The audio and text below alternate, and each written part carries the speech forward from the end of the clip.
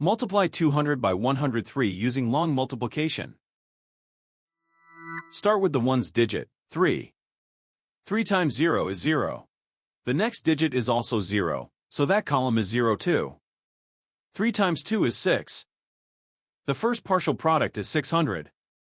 Now use the tens digit, 0. Start one place to the left. Multiplying by 0 makes this whole row 0. The second partial product is 0. Now use the hundreds digit, 1. Start two places to the left. 1 times 0 is 0. The next digit is also 0, so that column is 0 too. 1 times 2 is 2. The third partial product is 20,000. Now add the partial products, working from right to left. The ones and tens columns each add to 0. Move right to left, one column at a time. In the hundreds column, 6 plus 0 is 6. In the thousands column, 0 plus 0 is 0. In the 10,000s column, bring down 2. The product of the whole numbers is 20,600.